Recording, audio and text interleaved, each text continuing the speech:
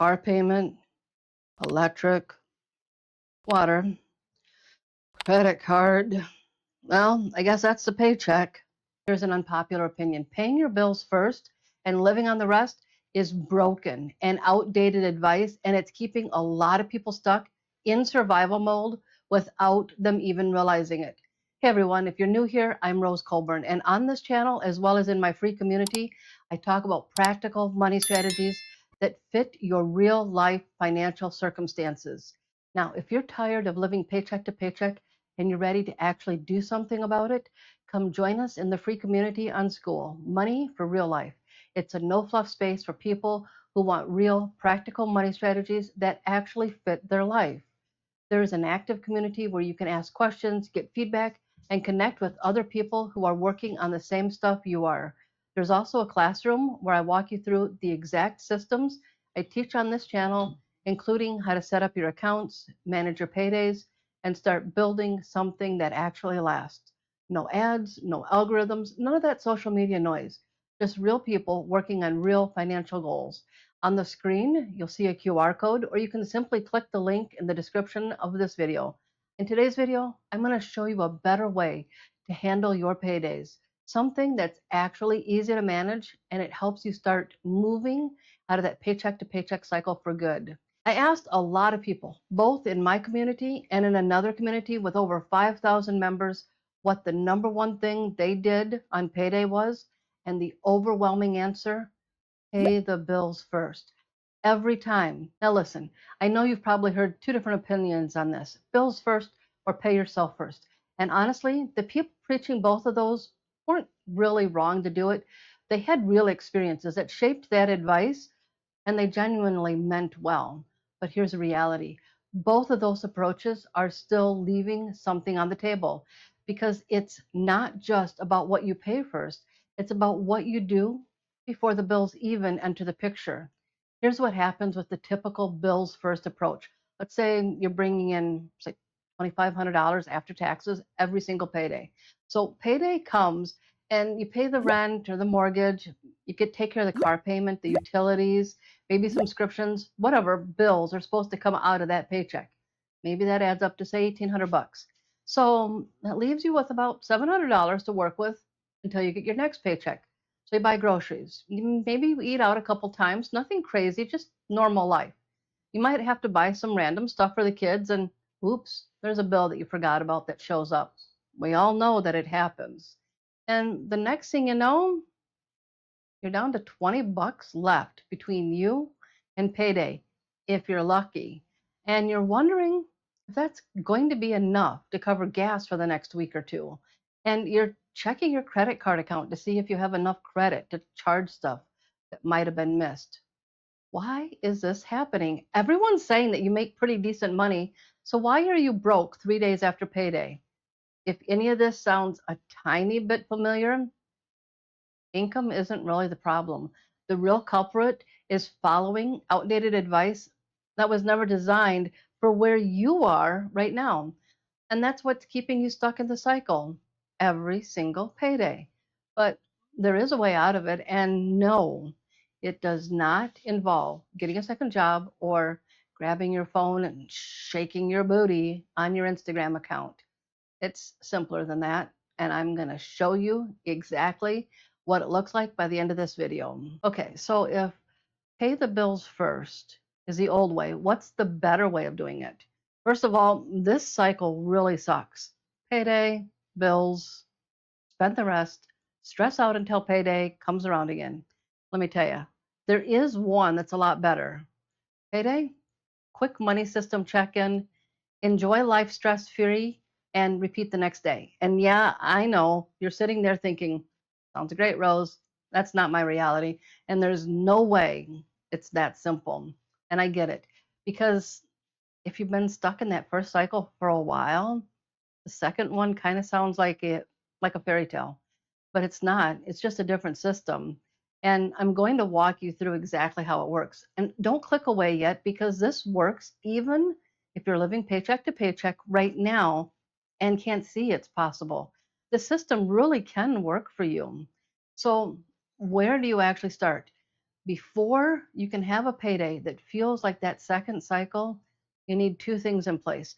First of all, you're going to need some buffers. And we're talking about your emergency savings and your freedom fund.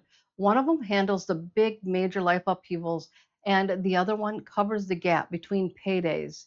And it takes care of things that fall through the cracks, like your bills that suddenly get missed and other things that just got forgotten.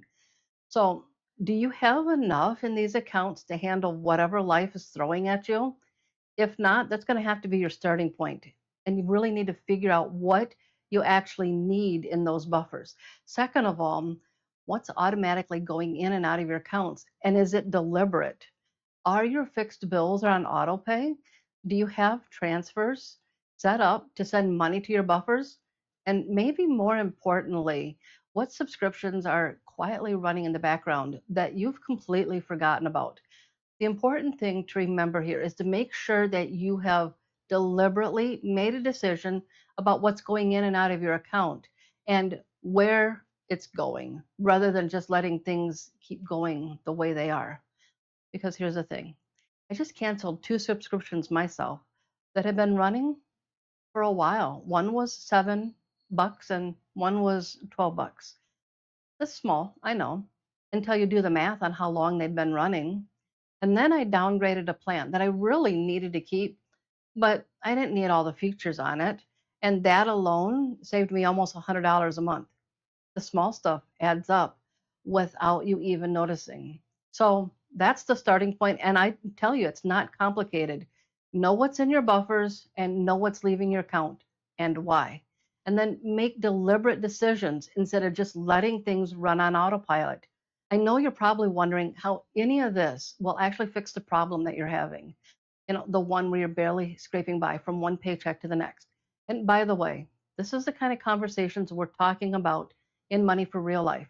Real conversations, real solutions. So scan the QR code on the screen or click the link in the description and join us in the community. One of the biggest problems most people face in setting up a system where your bills and buffers run on autopilot is that the next paycheck is usually already spent before it even arrives. And there's no possible way that you can set money aside right now to allow future automations to start running. Honestly, I've been there. That's how I know all this. There was a time when I felt like I couldn't start automating anything because everything was already due by the time I got any money coming in. And once I paid what was due, there was nothing left to work with. It was at zero. So, how do you fix it? How do you build a system when there's nothing left after payday? You start small, and that's it. It sucks. I know it does. It sucks to not see this huge overnight transformation. But here's the reality, you didn't get to this spot overnight, and it's not going to be fixed overnight either, but it can be fixed. And it works faster than you'd think once you get the first pieces in place. But before I tell you where to start, I want to make one thing really clear because this is important. I am not a fan of the whole cut everything out of your life and stop having fun, live like a monk until your debt is gone approach. That's not living, it's not sustainable, and it's not the system that I teach. So don't worry, that's not where this is going. So here's what you actually do. Go back through your spending for the last month or up to 3 months if you want a clearer picture, and then look for anything you can cut out, even temporarily. Subscriptions that you might have forgot about, a plan you're overpaying for, anything that's leaving your account that isn't pulling its weight, that's not contributing to your life, even if it means cutting back on something that you enjoy for just a little bit of time. Ideally, you want to find at least $50, but if 20 is all that you can find right now, start there. Seriously. I mean it. Just start where you can. And once you've freed up some of that cash, set your priorities. Either it's going to go to one of your buffer accounts to start building that cushion, or it's going into a separate account that will eventually become your dedicated bills account, where everything runs on auto pay without touching your main spending money. That's the first move. It's not glamorous, but it's how the system starts. And once it starts, it builds on itself because every time you add a little bit more money to the system, payday gets a little easier, a little less stressful. a little more like that second cycle I mentioned earlier. I know this works because this is exactly what I did when I was a single mom raising 5 kids on one income and there was absolutely no buffer. Cut out Netflix and I downgraded the internet plan. That created about 40 bucks. We watched DVDs that we had in the house for a couple of months, and that was fine. I got the first bill set up on auto pay, and that one move changed more than you'd ever imagine because that bill was due in the middle of the month, right when there was usually nothing left in the account, which meant that I was paying late fees for it, or worse, disconnection fees and reconnection fees on top of that. And once I was able to quit paying all those extra charges, I had a little bit more room to add to that 40 bucks. And then I was able to start putting that towards a small buffer. And just slowly, over time, it built up from there. It took time. I'm not going to pretend that it was fast, but it evolved into a system that eventually took most of the stress out of managing my money. That's what this is all about, to create a money system that helps you cut out the stress of living from one paycheck to the next. And if you need to know how to set up a bank account system that makes all of this possible, go watch this video next.